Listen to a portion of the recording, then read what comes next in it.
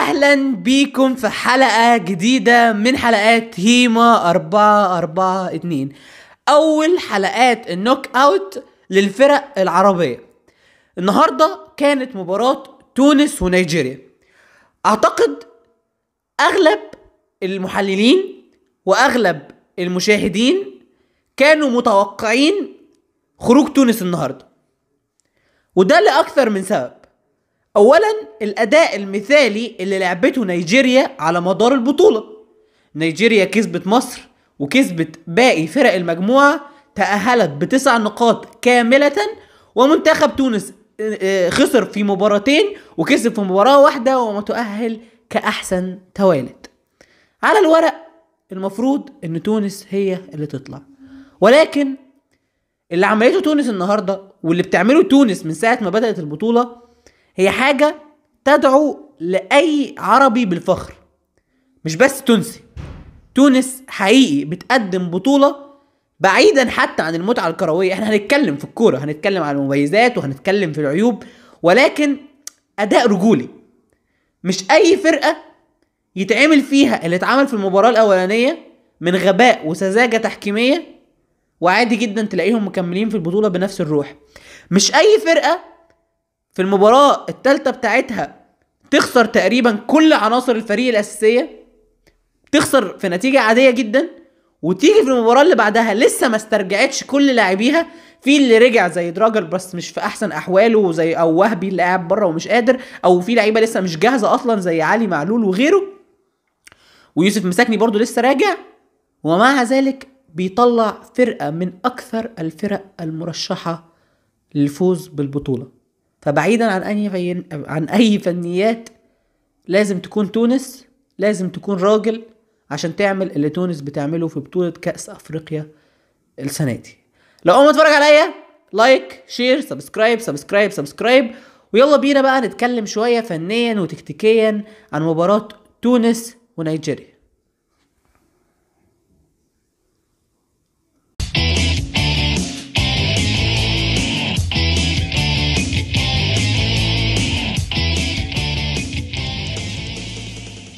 الحقيقة في تحليلي لمباراة الجزائر وكوديفوار قلت ان الجزائر خرجت بفضيحة للأسف بسبب غلطة مهمة جدا جدا جدا جدا جدا. الهجوم حلو، الهجوم مهم، الهجوم ممتع، الهجوم مرعب، الهجوم بيديك شكل في الملعب، شفت كل الكلام ده؟ الهجوم مش شرط ابدا يجيب لك بطولات، ممكن يجيب بطولات بس مش شرط ابدا يجيب بطولات.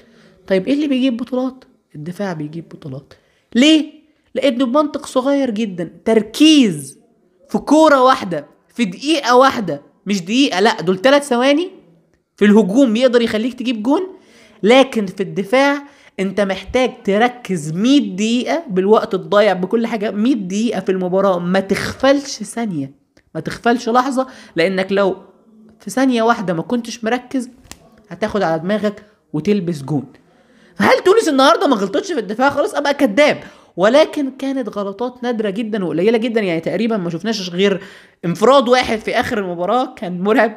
حقيقة يا جماعة اسف، يعني هطلع عن النص ونرجع تاني نتكلم عن المباراة فنيا. لازم اشيد بعصام الشوالي، لان عصام الشوالي انا بصراحه انا قلت لكم قبل كده ان انا في امتحانات والنهارده كان عندي امتحان ولسه عندي كمان يومين امتحان، فاللي هو تعبان جدا جدا. وفي بدايه المباراه انا مش واخد اجواء البطوله، انا دماغي واخده اجواء الامتحانات وتعبان كمان من المذاكره وهكذا. الشوالي بمجرد بداية كلامه بالمقدمة بعد النشيد الوطني قدر ان هو يفصلني عن كل العالم ده ويدخلني جو المباراة ويحمسني.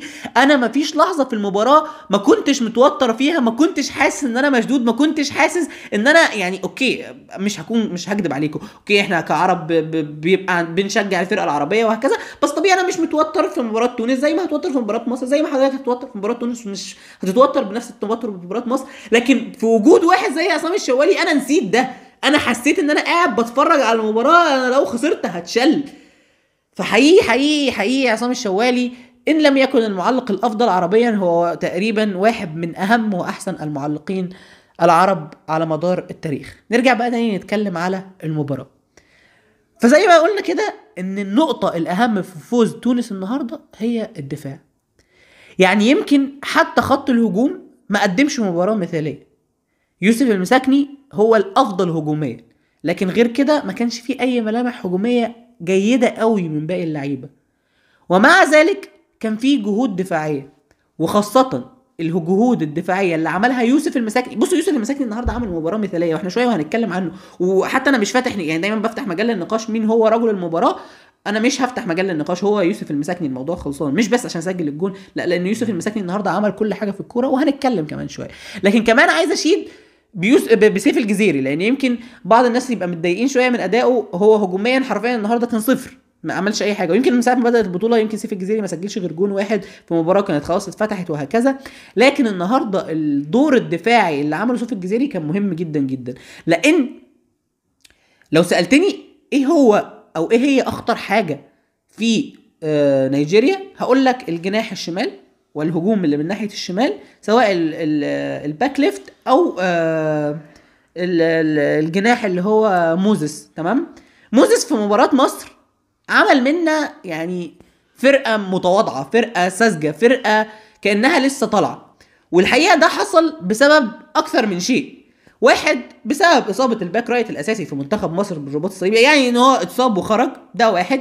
اتنين، لان احنا كنا بنلعب في المباراه دي يعني ب 4-3-3، بنلعب بثلاثه في نص الملعب. اللي كان بيغطي من ناحيه اليمين هو كان تريزيجيه، وما اعرفش انتوا عارفين ولا لا، بس تريزيجيه هو لسه راجع، لسه راجع من الرباط الصليبي، وهو اصلا جناح، فطبيعي جدا انه ما يقدرش ان هو يؤدي دور دفاعي. وكمان الجناح ساعتها كان مصطفى محمد اللي هو اصلا راس حربه مش محمد صلاح، فالخط هنا كان مضروب، وما كانش فيه غير لاعب شاب باك واحد على واحد قدام موزس. كان شكلنا مضحك جدا جدا جدا. سيبك بقى من مصر وسيبك من كل ده، حط لي اي لاعب امكانياته من متوسطه لعاليه مهاري على اي لاعب دفاعي مهما كان على مدار 90 دقيقه، هتتفاوت النسب في نجاح الجناح على المدافع، ولكنه دائما او يعني على الاقل هيكون في نسبه نجاح.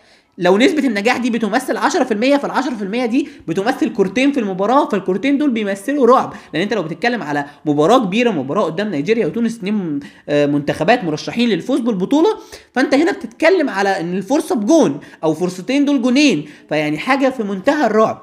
فابدا ابدا ما كانش ينفع اللي منتخب مصر عمله. طيب ازاي النهارده تونس حل الموضوع؟ انت ما فيش لحظة الكرة مع موزس وداخل من الناحية دي وهي 1-على-1، 1-على-1، لا. تشافي لغايه دلوقتي من ساعه ما طلع في التدريب، هي اهم حاجه واهم لعبه بيشتغل عليها انه هو يحاول على قد ما يقدر يفصل الدفاع ويفصل خط النص ويخلي الباك على الجناح، طك طك 1-على-1 الجناح بيعدي. انما النهارده موزس بيجي يدخل بتلاقي 2 لعيبه قدامه و1 لعيب من وراه. ازاي ده بقى ممكن يحصل؟ ده ممكن يحصل بلعيبه نص الملعب، لعيبه نص الملعب اللي كتير جدا كانت بتغطي في الناحيه دي. وكمان كان في لعيبه دفاع ممكن هي اللي تسيب مركزها وتروح تغطي مع الباك. في الحاله دي كنت بتلاقي ان لعيبه نص الملعب بتنزل جوه منطقه الجزاء.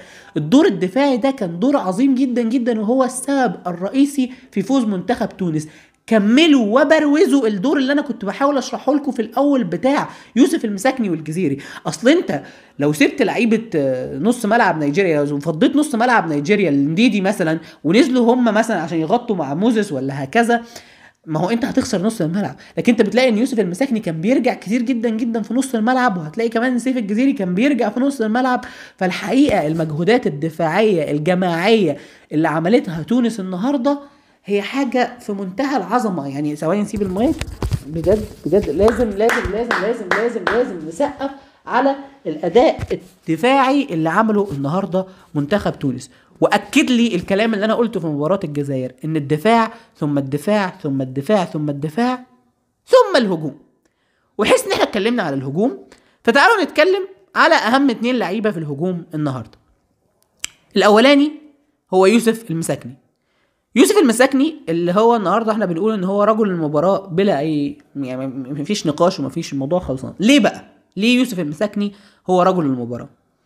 اولا بسبب الدور الدفاعي اللي كان بيرجعه في نص الملعب، واللي كان مهم جدا جدا، واللي كان مفاجاه بالنسبه لي، لان يوسف المساكني ما بيمرش باحسن مراحله البدنيه بطبيعه السن. 2، قدره يوسف المساكني في الوقوف على الكوره عظيمه جدا جدا، وده كان شيء مهم جدا. لان تقريبا مفهوم راس الحربة المحطة اللي هو 9-9 ما بقاش موجود كتير، وسواء موجود او مش موجود ده مش موضوع نقاشنا النهارده. لكن اللي احنا متأكدين منه ان سيف الجزيري مش راس حربة التقليدي 9-9 اللي هو بيقف على الكورة بقى ومش عارف ايه وهكذا. ففي الحالة دي لما انا اوريدي اكون بلعب جيم دفاعي، لما يبقى عندي اغلب اللعيبة في الدفاع وعندي نص الملعب بيرجع، انا محتاج اكثر يعني بس كام جزء من الثانية لما الكرة تجيلي قدام اقدر احافظ على الكرة لغاية ما يطلع لي دراجر ويطلع لي اللعيبة اللي تخليني اقدر العب كورة. ما انا لو الكرة لازم اروح على طول، يعني في لعيبه اللي هي بتاخد الكرة وتروح تروح تروح تروح، ما انا مش هلاقي حد جنبي فهتتقطع وهتتقطع وهتتقطع. زي مين؟ زي برضو منتخب مصر. معلش يا جماعه انا بضرب امثله من ماتش مصر لان احنا عملنا جيم كارثي وجيم ابرز نجوم نيجيريا ومميزات نيجيريا وغطى على العيوب اللي كانت موجوده في نيجيريا. احنا ساعتها كنا بنلعب بمحمد صلاح اللي هو اللعيب اللي بياخد الكرة ويروح قدام، كنا بنلعب مصطفى محمد اللعيب اللي بياخد الكرة ويروح قدام، كنا بنلعب بمرموش اللي بياخد الكرة ويروح قدام. نص ملعب كان النني وكان تريزيجيه وكان مين كمان مش متذكر مين التالت، ولكن برضو كل اللعيبه بتاخد الكرة وتروح تاخد الكرة وتروح. لا بس احنا كنا بنلعب جيم دفاعي شبه تونس شويه، فهي دي كانت الكارثه. انت ما كانش عندك حد يقف على الكرة يخليك تركب الهجمه، يخليك تقدر ان انت تلعب كوره. النهارده يوسف المساكني لعب الدور ده كمان، فقبل ما يسجل الجون كان اوريدي يوسف المساكني هو اللعيب الاهم في منتخب تونس على مدار المباراه.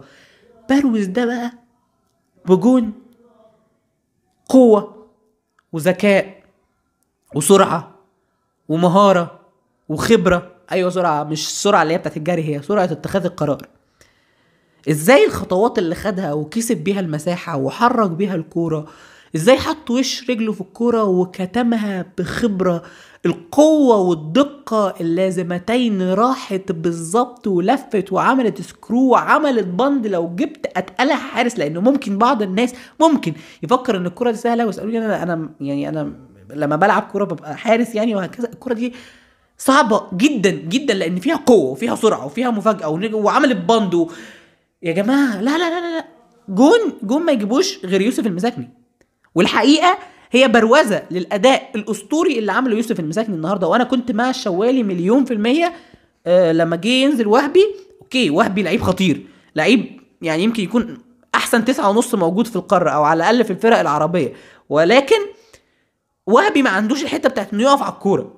لا اوكي هو وهبي ياخد الكرة ويروح يعمل معاك وان تو مهاري سكيلز، بيتحرك بذكاء يروح على الجون يباصي ثرو، لكن ما عندوش الحته بتاعت انه يقف على الكوره. يوسف المساكني كان قادر انه يعمل ده، يمكن هو بس كان عايز وهبي عشان يقدر ان هو يرجع تخوفا يعني ان يوسف المساكني يقع بدنيا. لكن نقطه الشوالي 100% صح.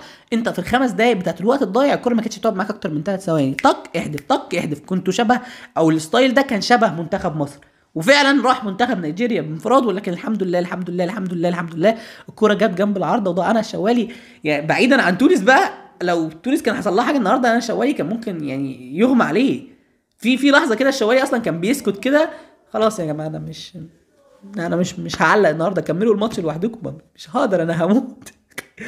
بجد كان سيناريو مرعب وسيناريو موتر، ولكن سيناريو حماسي برضو. وتونس بصراحه قدموا اداء رجولي جدا جدا جدا جدا. ما حسيتش مثلا بغياب علي معلول، ما حسيتش بغياب وهبي.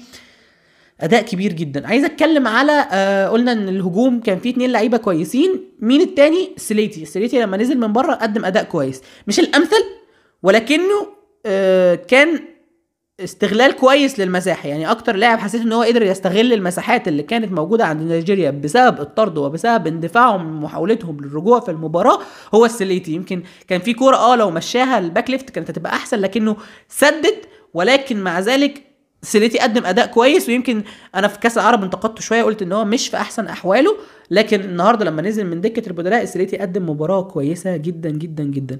مين بقى اللاعب اللي في كاس العرب كان بيقدم اداء احسن بكتير؟ هو دراجر. يمكن دراجر في كاس العرب كان بيلعب اكتر قدام وهو عنده النزعه الهجوميه. يعني هو اوكي ممكن يلعب باك لكنه بيلعب رايت ميدفيلدر وبيلعب رايت وينج باك وبيلعب وينج رايت عادي وهكذا. دراجر لما بيجيله الكرة ورا ساعات بيتفزلك فزلكة المهاجم، وفزلكة المهاجم تنفع وانت مهاجم.